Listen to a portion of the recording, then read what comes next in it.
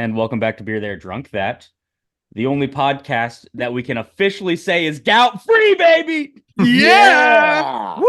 Whoa. Woo. Woo. Woo. Woo. It's been a long time coming. We're happy you made this journey, Luke. Yeah. Hey, listen, man. I've learned a lot. I've learned that as long as I have a sip of water in a day, I should be fine to drink 200 to 300 beers in that week. All right. That math So, checks out. yeah. Yep. Beer's I'm mostly very water, excited. so you just need some of the pure stuff. Oh, yeah. Wait a minute. So then I'm fine just drinking beer. Right. Yeah. My mom's going, my idiot son.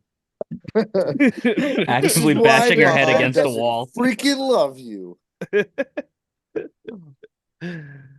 Well, folks, we do have a guest on board today. Back-to-back weeks with a guest. This is a first in BTDT history. It's currently our longest streak with a guest on the podcast. So Stay everybody tuned for keep next week. everybody keep a counter on that one.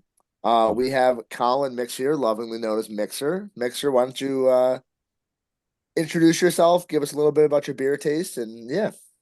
Hey everyone, yeah, I'm Colin. I'm happy to keep the guest streak going here. So happy to keep that tradition alive here. Yeah, so happy to join IPA week here. IPAs are my favorite, so definitely excited to be here this week for favorite beer type. And what draws you to the IPAs? Definitely the cloudiness and the hoppiness, which is very uncommon to hear, but yeah, love the cloudy and hoppy of the IPAs. Sweet. Yeah, and I do think it's worth noting that the biggest draw that we have for having you on the podcast, Colin, is not because you have a background in brewing, or because you know a ton about the brewing process or something like that. It's because you know a ton about drinking and you know a ton about Yeah. drinking beer. So we're we're Yep. happy to have you here. It's an industry for a reason. There's Yeah. multiple aspects of it. There are. Exactly. We'll let the rest of our listeners party with you like we typically do. So Oh welcome. yeah, always here for the good time. No Not Yeah. schloss though. No, but it is funny you Not talk about today. the beer making like industry and stuff. I was talking with Don and Buddy the other day, and Buddy was saying like, he's like when you're in high school and stuff and you're like learning about career paths, you have no one ever teaches you about the brewing industry or anything like that. And he's like, he's like, I probably would have done that out of high school if I could have learned about it, but no, it's I have to get a master's degree in civil engineering and make my own beer at home. Oh yeah, wait, Donnie, you gotta tell us. Did he? So for a little background, Buddy cracked his first pint. What did he crack? His first. It was like a swing top pint bottle. Yeah. So it was so actually part of the reason I grabbed this beer was so I can get bottles for my craft beer that is currently being brewed in that door behind me. Um Yeah. but it was basically like a Spotted Cow duplicate, which Spotted Cow is a local beer here.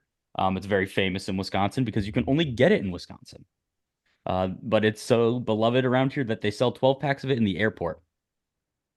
So anyway, he had left it and he had it in bottles for a week. And then he said, all right, let's crack one, see how it goes. But this weekend for his wedding, we will be cracking open some more bottles, I think. It was a good beer. It was really, it had good carbonation. You could definitely tell it needed another week, probably. The thing that stood out to me was the flaked corn in it because it tasted like cereal Hmm. Oh, in like that the is best way way cool. possible. But it's like, That's so interesting. it's a no frills beer, that's what Spotted Cow is. It's a farmhouse cream ale type beer.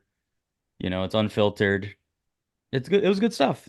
I'm very proud that, his first time was going all in with the whole grains and he made a big old batch of it and I'm excited to drink more. What do you think, Colin? Would you ever homebrew, or are you happy buying a pack that somebody else brews at the store? Definitely happy to buy the pack that somebody brews. A lot less work in that, but I mean maybe one day I'll go in and watch it while I drink a different beer. But He'll appreciate the process of the beer in hand. Yeah. There's a That's funny. there's a beer bar I know of in I want to say it's like Memphis. But the guy who like he has like a brewery, makes beer there.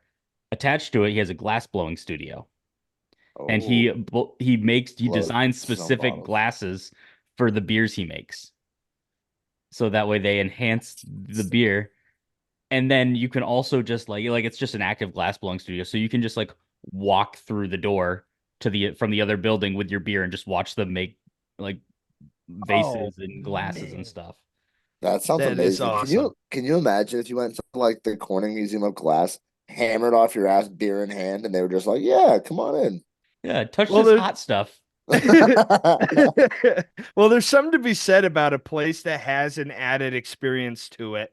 Like the Genesee Country Museum here over in Mumford does they have two of their own beers.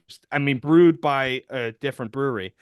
Um, but I'll have to ask Matt Ignatowski a little bit about it. But it's like Ox and Stone or something. I know I'm butchering it, but you can just you can go see bits and pieces out of the history book and then go grab a beer. Um, all in that kind of era setting. It's really neat. I love that. Nice. Well, what are we drinking, fellas? Mixer, what do you got in your hand? So I got Finn's Adventure is what it's called. Had Oh to wait, stick with the IPA. Go ahead. is this one of your tasting beers? I forget. No, this is not a All right, tasting. No, this is one I rock and opened. roll. Yeah, just opened to crack here, but it's a oat cream IPA. Is what I'm drinking currently.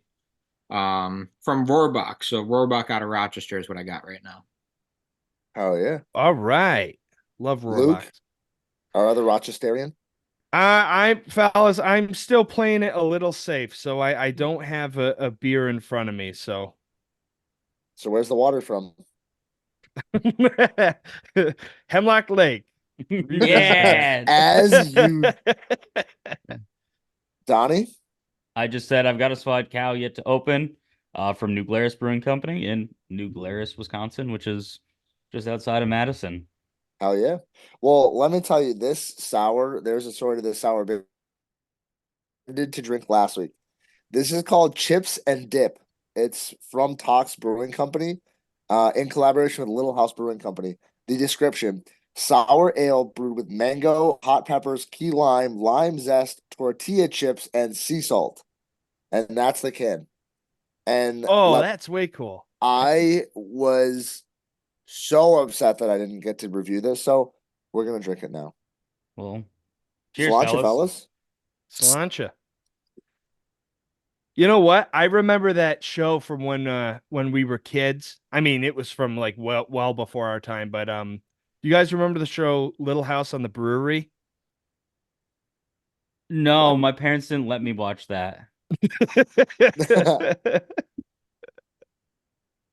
No, never heard of that one, Luke. Yeah. That's a nice twist. Did you not get it on your cable package? Oh my God. When I was growing up, the only place that I could watch Animal Planet was at my aunt and uncle's house. So I would look forward to going to my aunt and uncle's house for like parties and stuff. Obviously to see them, but also so that I could watch Animal Planet. Well, our TV like started smoking one time at my house.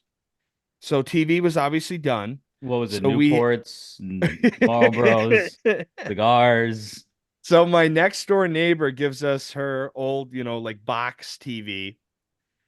We set it up, turn it on, and it's on channel 60, which is Animal Planet, meaning that for all of those years, I actually had Animal Planet and could have been watching it the entire time. You missed out on all those years of animal D&B that you wanted. Yeah, I missed out on tons and tons of cool stuff. Like the most was the coolest show ever. The most extreme? The most extreme, yeah. Yeah, I watched a lot of Animal Planet. It's a good time. Anyway, sorry. Sorry to take us away from beer. Well, I Yeah. mean, we've ventured onto OJ Simpson. We might as well venture into the animal kingdom now. I got a Yeah, cow right. related beer, so it makes sense. Exactly. It's a good segue. Yeah, thank you for tying that back. Fellas, let me tell you, this beer, it is really interesting. Um, it's like I feel like I can almost get some. This is we need like what we need. We need like a siren every time we do a free review. Mm-hmm. Because this would be like a wah, wah, wah It's like review when you're at a time. sporting event and it goes into like overtime. Yeah, exactly. And like it's really interesting. I kind of get some like almost tomatoey salsa notes. Definitely finishes a little spicier, but there's a lime in there. Like I don't think I can have more than one, but I think this with like a burrito or like enchilada or something would go absolutely insane. Sweet. It's a fun drink. It's a very fun drink. There's a little frog and pug on the can too. I don't know what that is, but They're eating the chips. anywho's, who wants to go first? Me, I do. Ring the bell. So, my first beer I had is a beer that I've seen at Total Wine literally every time I go there, and I just haven't had an occasion to purchase it, but I like the can. It's called Mr. Falcon. It's a New England Oh, hazy out of cool artwork, man. Minnesota. It's called Fair State Co-op. This is kind of just a classic like New England hazy. Um, the thing with it though is it's got like they put a bunch of oats in it, like a bunch of malted oats on the back end, I guess. So it has kind of that oat flavor. I wouldn't call it like an oat cream like the beer you're drinking right now, Colin. But I mean, this is super hazy. It's got floaters in it, you know. It tastes a little bit like oatmeal, like if you can kind of relate an IPA to an oatmeal stout. Like it's Hmm. that same level. It's like that oat sweetness that you get from it. Mm. And it was like it didn't have any specific pronounced flavors. I would say behind from the oats and the hops. You know, it used a couple different types of hops in here. Um, and the hops were strong, but they weren't bitter, which was really nice. So you just basically got all the good flavors out of them, and it didn't leave like a hoppy aftertaste in your mouth. I gave this beer a 3.5 out of 5. It was a solid beer. You know, I can say I had it now. Didn't knock my socks off, and I'd drink it if someone put it in front of me, but I'm not probably gonna seek it out unless I want to decorate my house with the cans. It's a free beer kind of Yeah, beer. it's a free beer. Like it's not bad. You know, I didn't feel bad about spending money on this beer. Yeah. Yeah. I like that. I like that. It's a net Uh, positive, yeah. a net positive. Look at you bringing the math. I'm so proud of you. Those lessons have been paying off. I mean, yeah. Thank you for paying for my tutor, by the way. Mr. Colin, do you want to go next? Yeah. Sure, yeah, I can jump in. So, the first beer I had this week was from Prison City.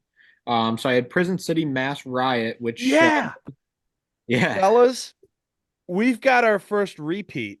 Let's Double go. B. We knew it was coming. We knew it was coming. Joint Awesome. Mixer, reviews. here is your this is your it's gonna test your metal. We're gonna have you review it. Luke's gonna go right after you, and we'll see who's right. That's the fun We'll part. see who's right. About something completely subjective. I just Yeah, love that. absolutely. Yeah. perfect. I can't wait. So I went to AJ's Beer Warehouse for this one. Tried going to Beers of the World and they closed at 7. So we made it to AJ's Beer Warehouse in time to get some IPAs. So, yeah, they're located in Syracuse.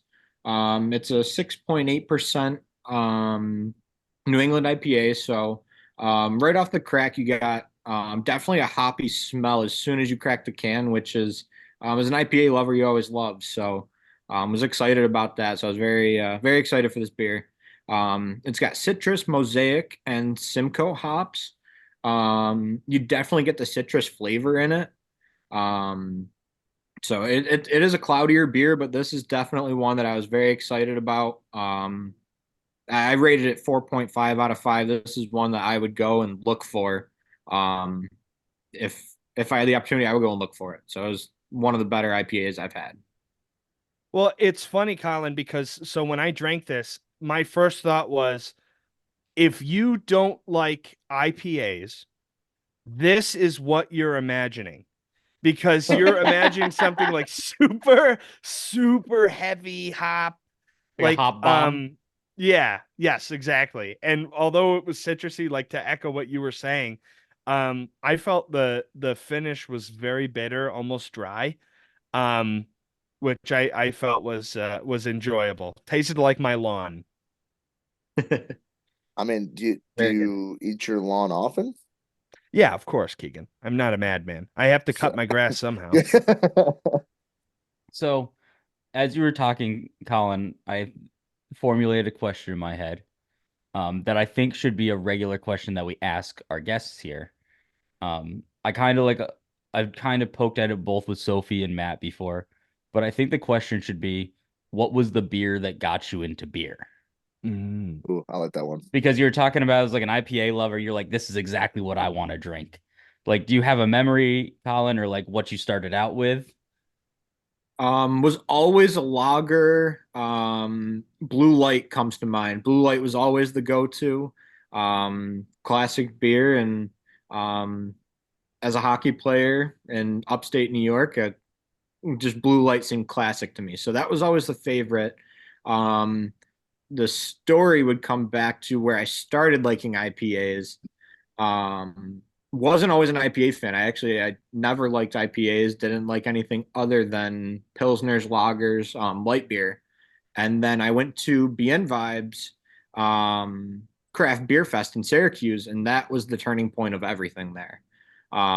At that point, it was a craft beer fest. There was at least 30 tents there, and they gave you a cup and you got to go around and taste everything. And that was where um definitely if you want to expand your beer knowledge, I would recommend trying to find some sort of craft beer fest to try those. I mean, it ended with me throwing kegs, but It was so sick. I would go through kegs over and over and over again. It was so sick. Did I but tell you guys? Sorry, speaking of throwing kegs, did I tell you my story the other day when we went to the Indeed rooftop? You threw a keg off of there and it killed the lady. Mista, Close. Mista. No, they ran out of a keg was empty. Like they emptied a keg right as we were leaving. Mhm. And so like we know the people that work there, and so he's like, hey Noah, if you take the keg over there, tell him I'll give you a free beer. And so I just we carried the keg across this because the rooftop bar is across the street from the main brewery. So I just carried the keg in, and they're like, hey, thank you. And I'm like, all right, free beer. Bear me. So I'll Hey, send you guys. I'll post the picture of me with holding the keg. well, I'm excited because well, I was talking to the owners of Beers of the World recently, and they actually apparently host a beer fest. It's a brew fest for the vets, Tony and Gotti Memorial, brew fest for the vets, which is August 9th, which I think would be kind of cool to check out because it looks like there's some really cool breweries and cideries that are going to be there. Yeah, we'll Oh, definitely make sure. We got to make sure we blast that out on our socials. But yeah, definitely check it out. no, I Yeah. like that advice, Colin, of giving people like if you don't like beer, go to a festival like that because it's like what, probably $30 to get in and you can drink as much as you want. yeah, they give you it's usually a 3 ounce pour. So you get to try a little bit of everything. And actually, speaking of craft beer fest coming up, I just got the email today for Flower City Beer Fest in Rochester.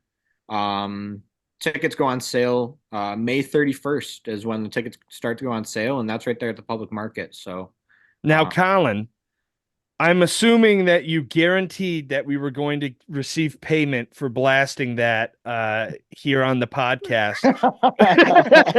I forgot to do something. I think that was it. Was getting Oh the man. Sounds like Colin's paying for their airtime. Nice. Sweet.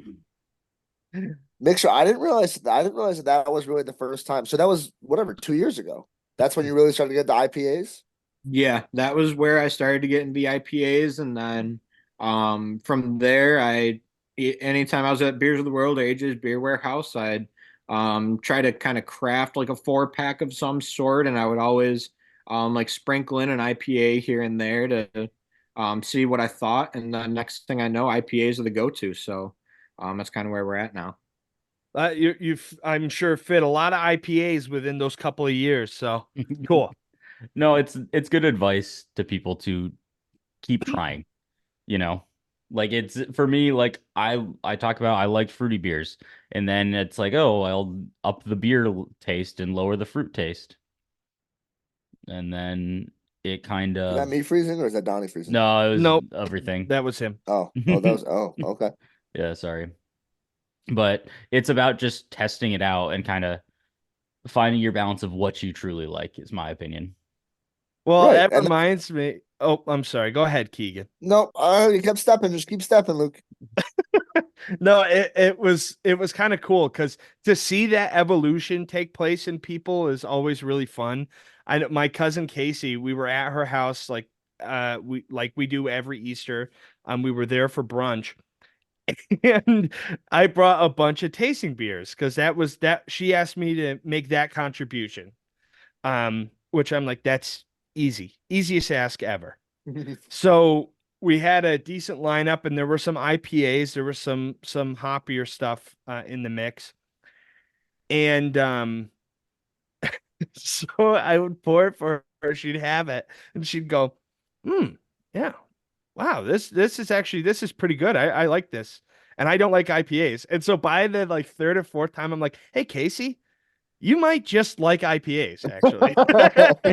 I mean, I I I've felt Go the ahead. progression over the past probably 4 months, basically since been doing this podcast, is when I've started to like IPAs more. I Yeah, and love to hear it. It opens up so many options. It basically doubles your craft beer landscape if you go to any beer bar out there. absolutely. And I always I don't know. I feel like sometimes IPAs get a bad rap, and it's that like they're like they're the douchey craft beer is how I'll say it sometimes. Like I feel, when you walk into a brewery and you're thinking of like the quintessential like douchey beer drinker, you're like this guy in sandals and cargo shorts and he has glasses and is that a Druthers hat, Oh Luke? yeah, see, you're No. describing me exactly. No, but I feel like I feel like IPAs do sometimes get a bad rap, and so people are kind of like, I don't really want to touch them. But a lot of it comes down to the individual beer, and I think that can be true for a lot of things. Like obviously relating it to alcohol, but like so people always I've always heard like you don't need to buy $100 bottle of wine if you might like a $50 bottle of wine better. It's not necessarily about the better wine, it's about what's the best wine for you, or in this case, what is the best beer for you. So I, you don't have I to say I'm like an IPA all in always. No, you can say I like these IPAs, these specific IPAs. I don't like these specific IPAs, but yeah. Yeah, and it's like anything. You don't throw out the whole, you know, don't throw out the whole style if you haven't tried literally everything in it, because there might be one that might be called an IPA that you actually like. yeah, I've been trying for years to get my uncle to get into IPAs, and he just hasn't gotten there. Which maybe it's just not for some people, but like you said, come on, you got to keep trying them until you find something to get you there, something to bridge you between styles. Hmm. We're getting real deep today already. Yeah, Luke, do you have any other tasting notes from that beer? No, I was going to say it's a super earthy aroma that I can describe kind of as sweet earth for being as bitter as it is in the taste and like tart finish. Um, but Colin, would you say it's kind of like a grapefruit-esque aroma? Yeah, I definitely would say you get that from that beer. Um, you definitely you get the fruit smell, and that definitely helps elevate it definitely. Yeah. Yep. I think we're in agreement here. Oh, Very good. And by the way, Colin, is that the first Prison City beer that you've had? That is not. I have not had that one yet, but I did go visit my buddy out in Syracuse, and we did go to Prison City. So I did a flight there. So I've had a array of beers from there, but did not get the Mass Riot was there, and definitely a regret of mine that I didn't get it sooner. Just means you had something fellas, to you know talk what's about actually now. sorry? I said it just means you had something to talk about now. Yeah, there you Exactly. go. It saves us, yeah. Um, Let me tell you, so I went to City Swingers to get my beers, and I saw this one that said Mass Riot on it, and I didn't look at the label. So Mass Riot is currently in my fridge. After I got home, I looked at it and I was like, oh, that's Prison City. Two Rochester guys probably gonna do Prison City. Smart man, Keegan. So yeah, I have Prison City in my fridge right now. I do that sometimes though. I'll grab like 3 or 4, and then I'll just like kind of choose, like flip a coin, be like, all right, which one am I feeling? Right. It's the best way to do it. No. Um,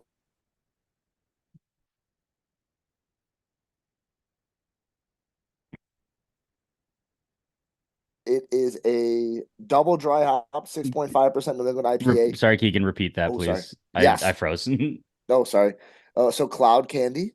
It's double dry hop New England IPA, any IPA, if you will, which is usually what I say when I go to a brewery.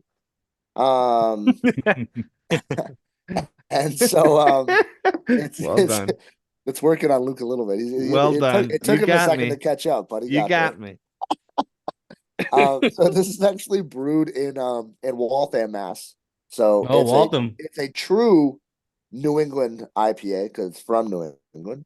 Um, I thought this was a rock solid beer. So when you open it, it's definitely like that fruity scent.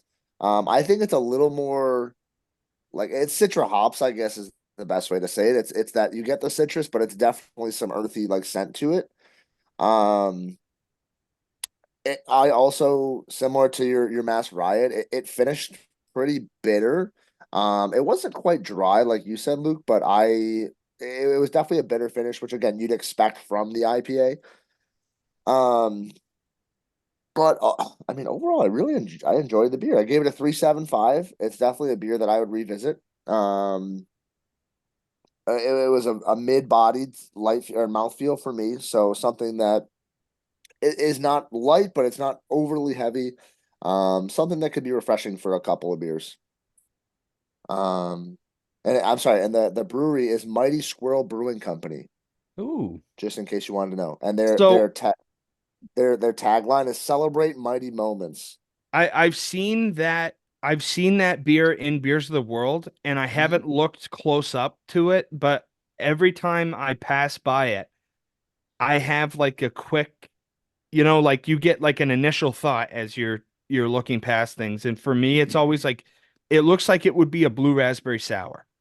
Yes. Like Yep. the can artwork and the color and stuff makes it look like it would be something else. I don't know. I don't know why I always associate it with that, but it is kind of funny that ended up being a New England IPA after all this time. So And the name Cloud Candy is more akin to like a marshmallow sour or something like that. Yep. Yeah, Yeah, I exactly. wouldn't attribute it to this, but I mean they do say judge a book by its cover, right? So That's true.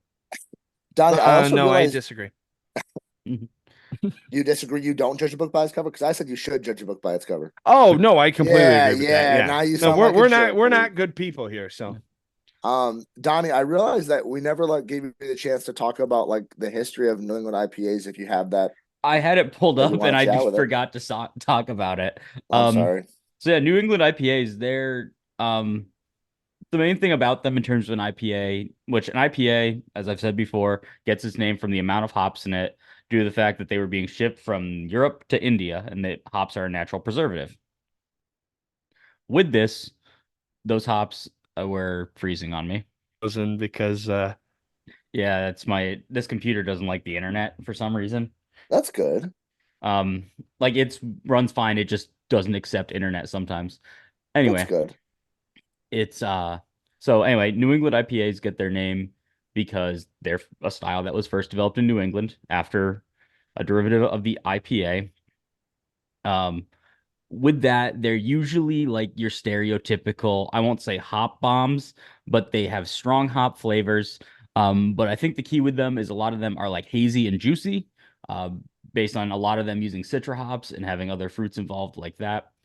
The first one, as people may know, is Heady Topper by The Alchemist. Um, it's a very famous beer, which is developed in Vermont, so that's where it gets its name.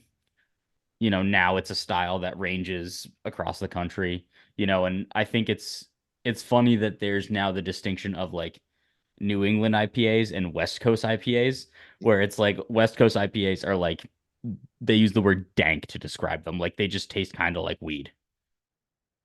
And I've been noticing that. Yeah, it's just like West Coast IPAs. It's just like, well, hops are related to weed, so it just kind of tastes like weed.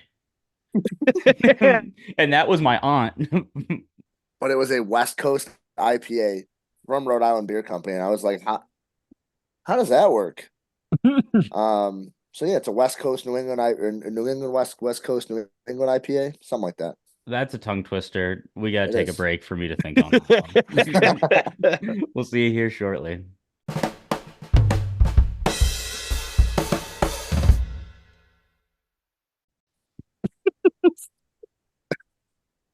We're back. Keegan just said cock and balls. I got nothing. No shot. I got No nothing. shot it got recorded. No, you didn't know. I didn't click it in time. Oh my gosh. Have you guys heard of three penis wine? What is going on right now? What are there's you actually- possibly talking So about? listen. So if you've ever seen the show The League, they make a joke about three penis wine. And so it's wine made from deer penis, like cat penis and dog penis or something like that. And so that's the joke. I looked it up. There actually is three penis wine, and it's technically higher in alcohol content. And the joke that they make on the show is that it helps with fertility, which I didn't see a claim about that, but that's an actual thing. So Achievable. yeah, Luke, maybe grab some three penis wine, kick back, and relax a little bit. I'll see if they have it at Beers of the World, but I don't think they do. Just wines of the balls. I'm drinking a pistachio cream ale from Indeed because sweet. This is Maddie and Buddy's favorite beer, and they're getting married this weekend, so this is for them. Cheers. Cheers. Actually, when this releases, they'll be married, right? Yeah. Congratulations, buddy. We'll drink a toast to the happy couple.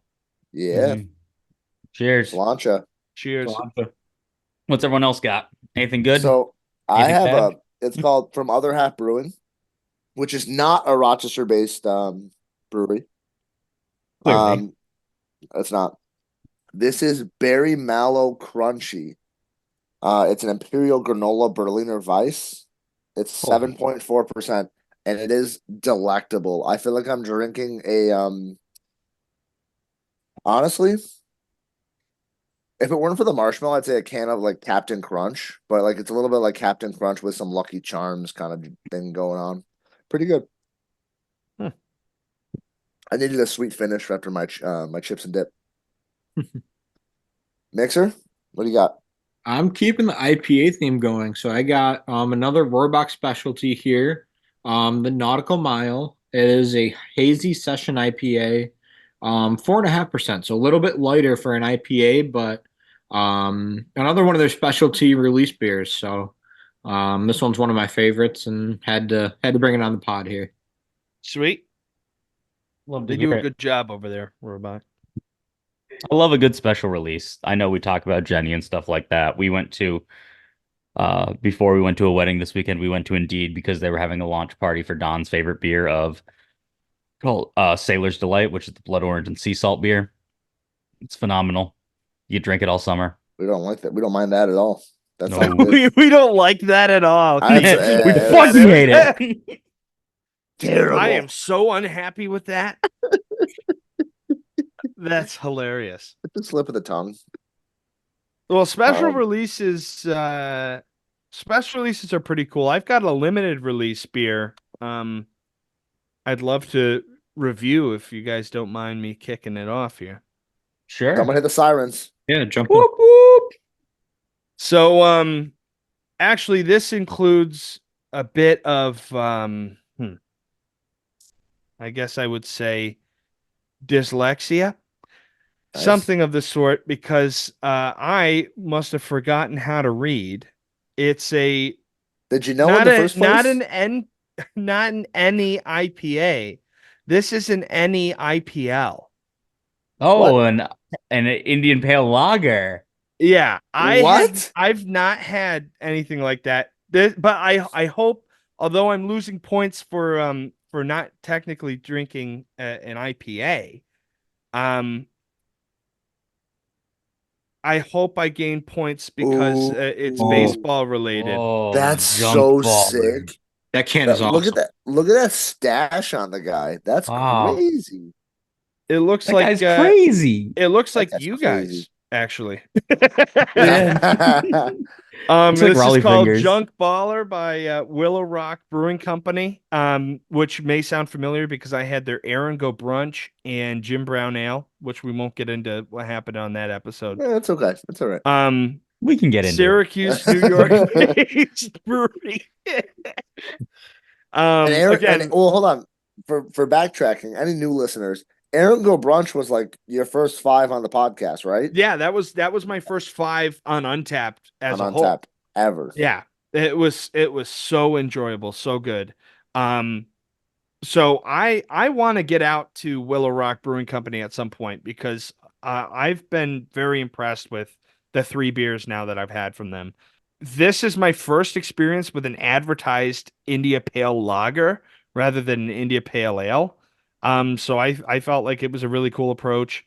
Very crisp and refreshing with a hoppiness that's inviting because it almost had a little bit of sweetness to it, and it was a light mouth feel compared to I think the first beer that I had. Go figure, it's a lager compared to an ale, so just a different style of beer entirely.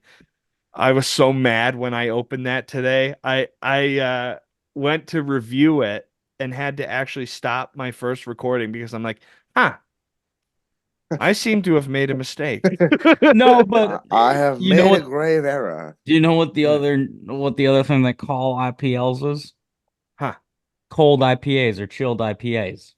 Okay. All right, Because cool. all it is they go through the lagering process versus the ale Every process. time I'm so sorry, Donnie, but every time you go to explain something today, you freeze.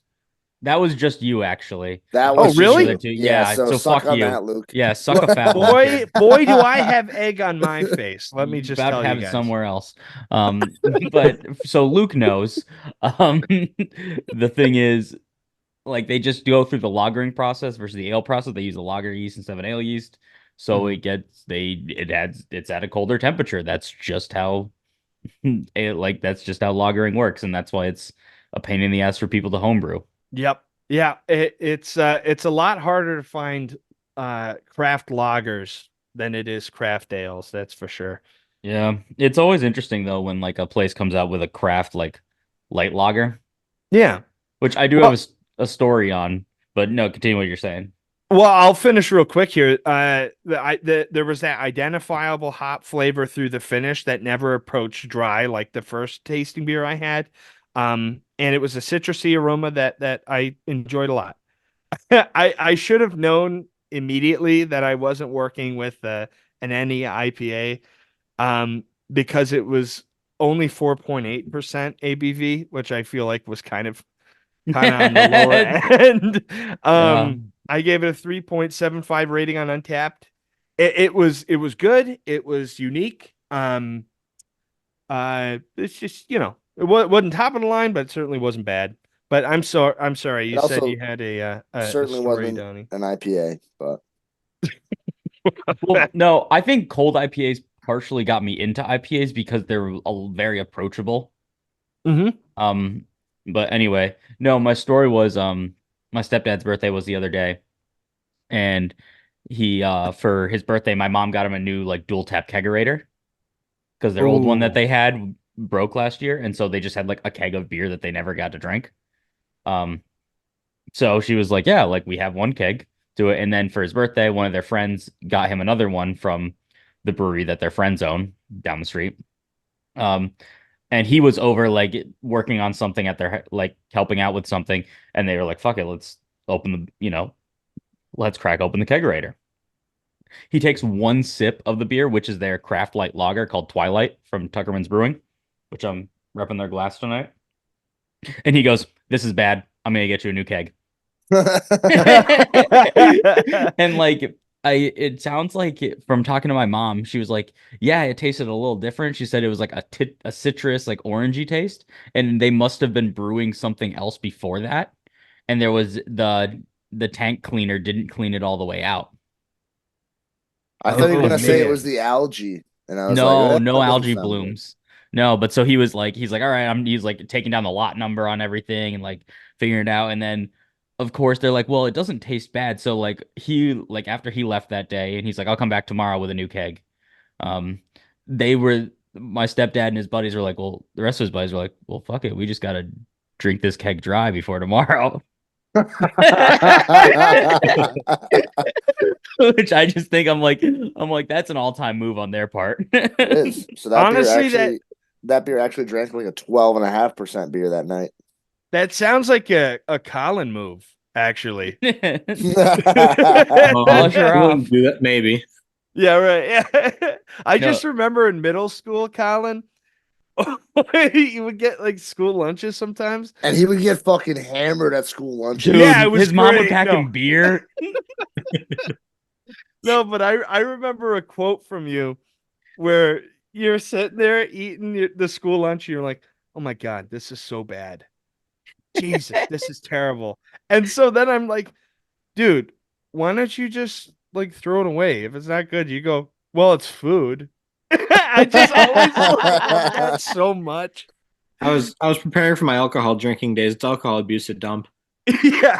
Food abuse. No, well, it was funny because the the year-old keg of beer tasted fine and normal and it aged fine, but the brand new keg of new beer did not. It was not For up to sure. quality standards, and that's what I think Yep. was so funny. I mean, it's the way she goes sometimes. Sometimes she goes, sometimes she doesn't. Yeah. Listen, nothing is more dangerous than a well-placed kegerator.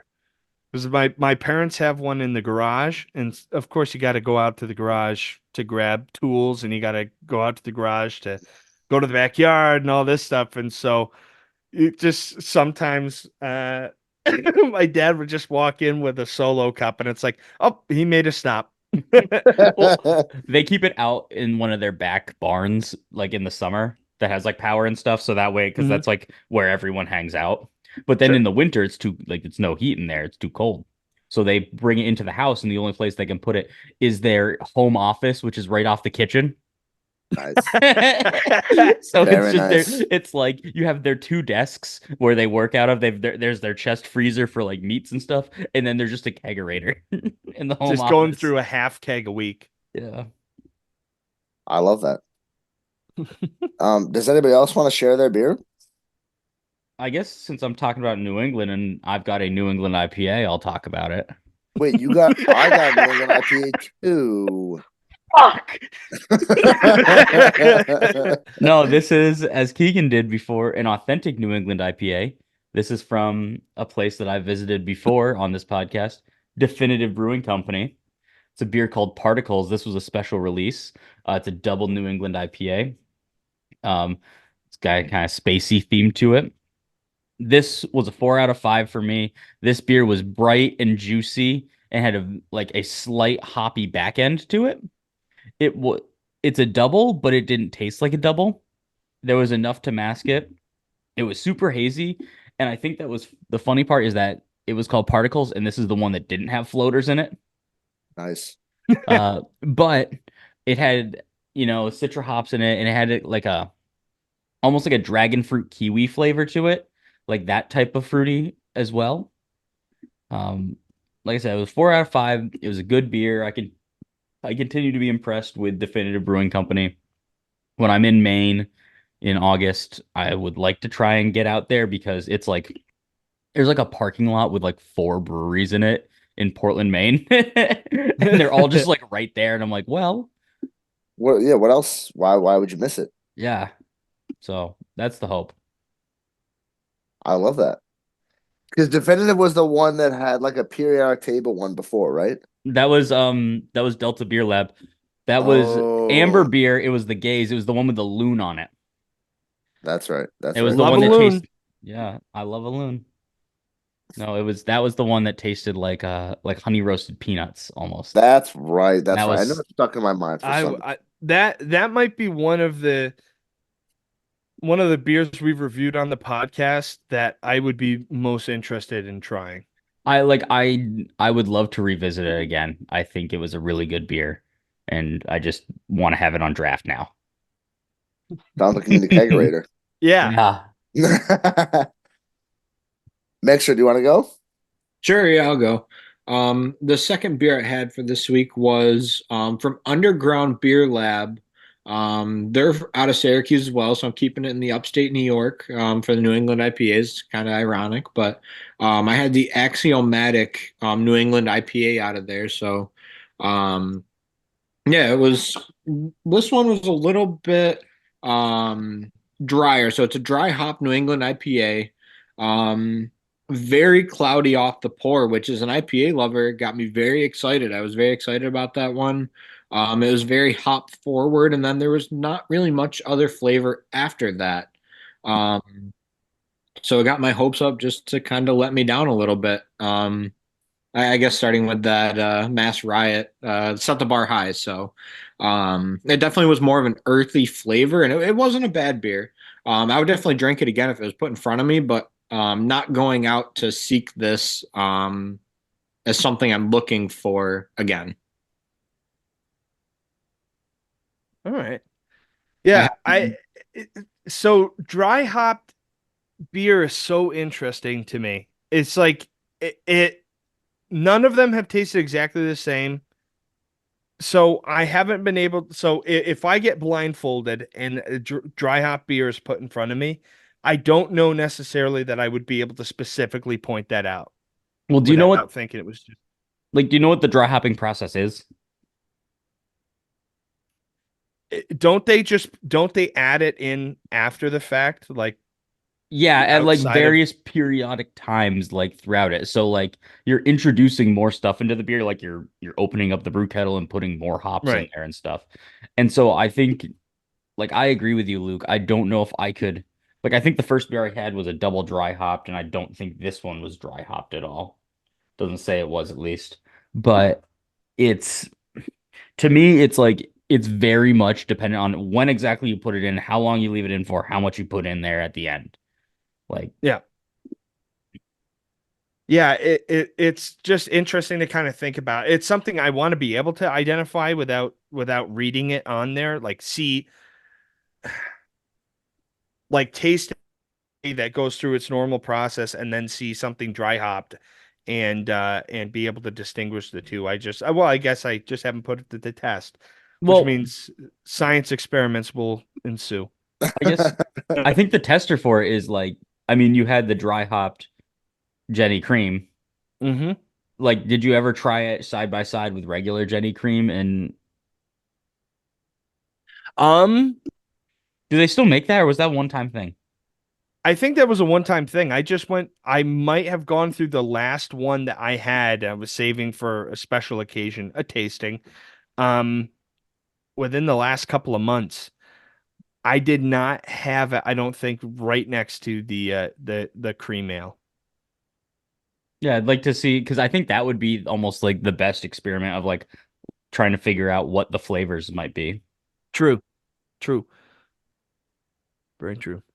No, I'm right there with you, Mixer. I'm glad I had this beer second because this was my more favorite of the two. And I feel like if I had the better, I feel like if I have the better one first, then I'm disappointed by the second one. Yeah, it definitely gave it a worse rating by going that route. I mean, it was still I gave it a 3.5 out of 5. So not a bad beer by any means, just not the same as that Mass Riot that I had, but um, wasn't bad by any means. It just wasn't the same. I typically drink my beers on different days actually because of that. So that way I'm not directly comparing the two. That's a smarter way to do it. I typically don't. I usually crank mine out. But I did both of these in the same day, so I get it.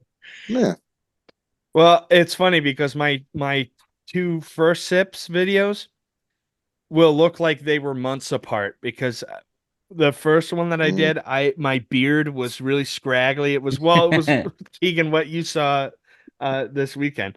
I looked like I was a mountain man, and then in the second video today, I'm like trimmed up and looking a little better. And so there's definitely pros and cons to doing your tastings separately or together. Just evolution. We've recorded these It's months in evolution. advance. Yeah. Yeah, exactly. We were prepared. People will say it's scripted though. Yeah, well, if you play it in reverse, it looks like the beer made me grow hair really quick. I'm staying away from that beer. What do you got, Keegan? So my second one is called Swishin' Edition. I think it's a sick can. Oh, that is cool. Yeah, cool Ooh. can. Well, Little again, paisley suit on that. it's dope, and we love cans here on BTDT. So, um, this is from Aurora Brewing Company in I think Kings Ferry. Yeah, King Ferry, New York. So not too far from Manhattan. It's a 6.5% New England IPA. I really right off the bat got this like citrusy tangerine aroma, which makes sense. They use Citra hops. Um, Definitely has that classic bitterness that you expect from your IPAs, but not to the point where it was overpowering. Um, Avoided being like excessive or obnoxious. It's definitely a crisp beer. More light bodied than the cloud candy that I had, which I personally enjoyed. I like my hazy IPAs, but like if you can make a hazy IPA, it's also like kind of crisp.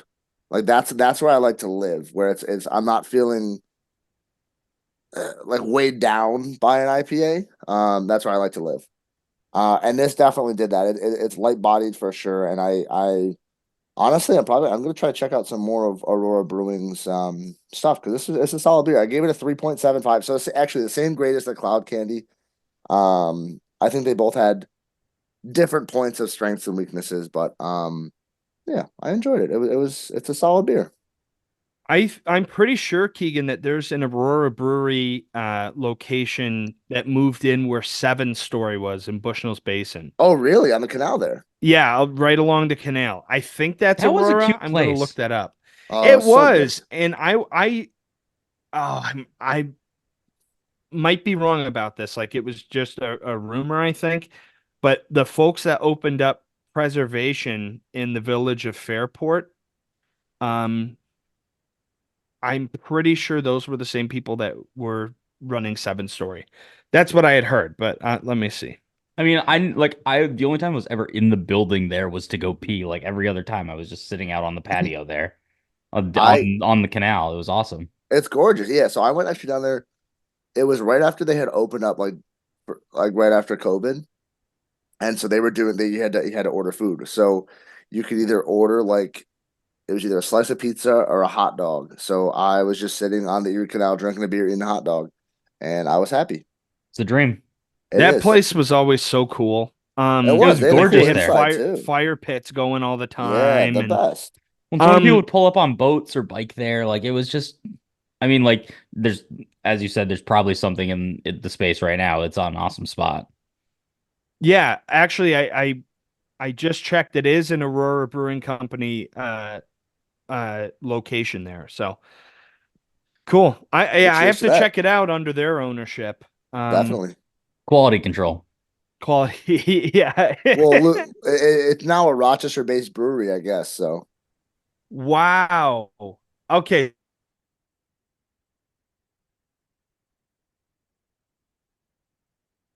Email. They've got a German style rock beer. Rauch beer, the smoked Rauch beer, beer, yeah, the smoked smoked beer. beer. Yeah. And then they have a fest beer. Oh, this must have been autumn when they took this picture. Hazy IPA with cantaloupe. cantaloupe is interesting.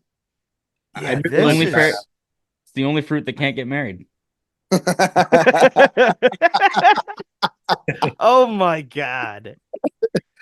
That guy's crazy. What were you saying, Um, Victor? I'm sorry.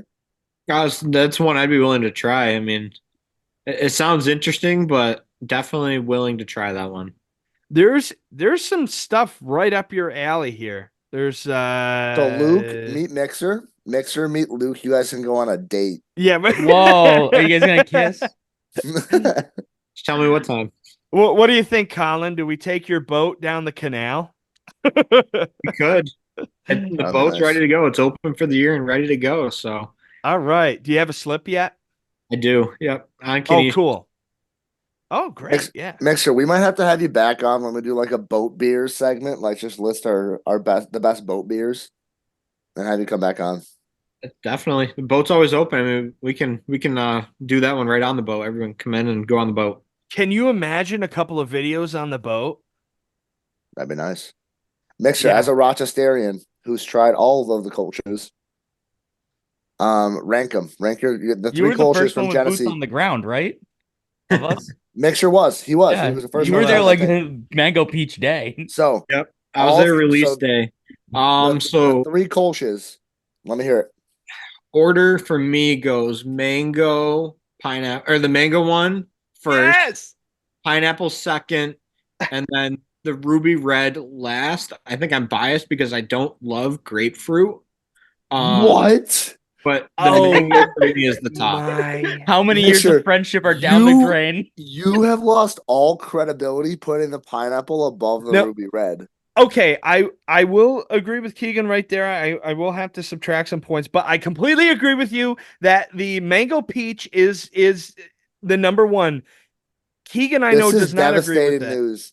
This is devastating Can news. someone get me a beer? I'm gonna Like, can someone I'm gonna send one to you, Donnie. I will make that happen. like that? Like, I need three like I need all three next to each other, Yeah, so boom, that boom, way I can boom. do direct comparison. We'll be in touch. This is We'll be in Mixer, touch. this is devastating news. I'm I con- don't know if I'm gonna recover from this. I'm convinced the mango's been different each time I've had it. I think it layers differently in the keg, but different each time. Okay. You know, it's funny that you say that because, and I know it. I guess it's kind of different in this respect, but sometimes actually I can name it specifically with Genesee's Springbok. It's tasted different to me each year that I've had it. And I feel like it's because they tweak things in the recipe, which I know it would they're kind of probably going off of the same, the same processes and that over the course of this year that they're doing the release of the mango peach. But it is something I've noticed a bit with some Jenny beer. Yeah, still very good though. Very good. Yes, very, very good. Oh, Keegan is speechless. He's Quit in crying the a little pot. bit too. I don't know how I'm Oh, gonna I feel recover from bad. this, Mixer. I don't know. I don't know. Well, Hey, What? I was just gonna say, Don't say it if you're gonna say it. okay, I won't say it. No, say it. Okay. It's become very clear to me, besides the pineapple fiasco, that Mixer has a more developed palate than you do. it's mature. That's what he recognizes that the mango peaches. Also, my aunt is definitely listening right now, going, "What the hell is my is my nephew talking about? The mango peach is not better," because she's definitely on your side, Keegan. I'm just saying. I think it, It's been 2 years since I've had ruby red and pineapple. But when I had them, I feel Ruby like Red Donnie's was the only one I'm gonna trust on this. I try and give an objective review because I'm not just trying to die on a hill and just say the same thing every time like you are, Keegan. I have an open mind. All right. I have an open mind. Okay. All right. Okay. Oh, I'm willing to give it a chance because I do tend to I kind of like mango peach beers. Like I think that's a good flavor combination. No, see, he's trying to butter me up because he really does want me to mail one out to him. Well, that Yeah. too. But with that, I will say I didn't make the best wheel when we first started this, so I think I'm gonna have to tinker and iterate with it. That being said, Lakefront this summer, I mentioned it before, released a peach mango beer, and it's a wheat beer. So we're doing wheat beers next week. Love. We Ooh, beer. I think it's a Beer, good time of beer, year for beer. that. I think just before you get into full summer, it's something light, it's something fruity. Colin, you're welcome to drink one, but we can't have you on 2 weeks in a row. It's in our contract. it's against the bylaws. I'll certainly be drinking one, and I will text you guys the review. Okay. Yeah, Perfect. please do. Perfect. I do have Donnie. I have a question of the week. I would hope and so. this one is inspired by Family Guy because I was just watching the episode. So the number is 50. So over under 50 fourth graders that you could beat in a physical altercation. That's it. All right, I'm writing So it down right now. could you beat more or less than 50 fourth graders in a physical altercation? Okay, all I will say is, are we taking like the most average fourth grader of all time and putting like a bunch of them there, or is there like it's just the same kid cloned over and over again? Do you have a couple husky kids? Do you have a couple like horse girls? Do you have that one kid that doesn't go outside? No, so think about it. Think about it as like Like you Mrs. Smith's fourth grade class?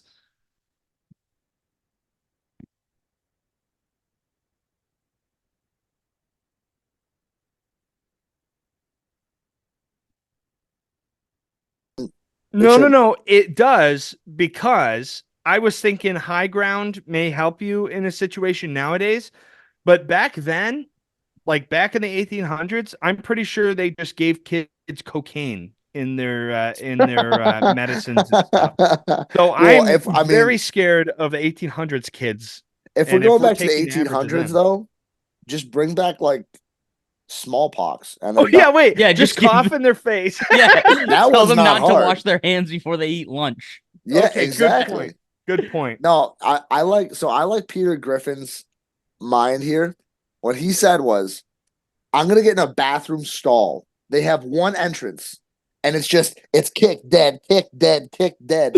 800 fourth graders knocked out. Donzo. I mean, yeah, there's a strategy to it, but if I'm just like at home and they invade, I don't know if I'm entirely prepared.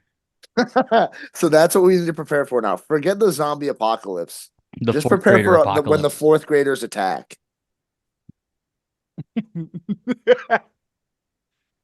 I would bring the house down on all of us. Just What a toss up those scary wooden concept. barriers, Luke. It's all good.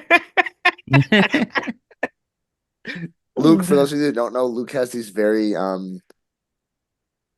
intimidating, and I'll use intimidating in air quotes, barriers that he tried to defend our college house with at one point that a fourth grader could step over or around for that matter. So Every human being can just step over. It's hilarious that I'm thinking a car will stop and turn around if they see this little. I mean, it was quite literally a 2 foot high, like sawhorse, essentially, like flimsy, really light wood. But it does the job. Well, thank you, boys, for this week. Thank you, Colin, for coming on. It was great to see you again. Ow, ow. Yeah, thank you for having me on, guys. Happy to be here, and yeah, it was a fun week. Well, Hell we yeah, hope you drink man. more beer. Always. Never stop drinking beer.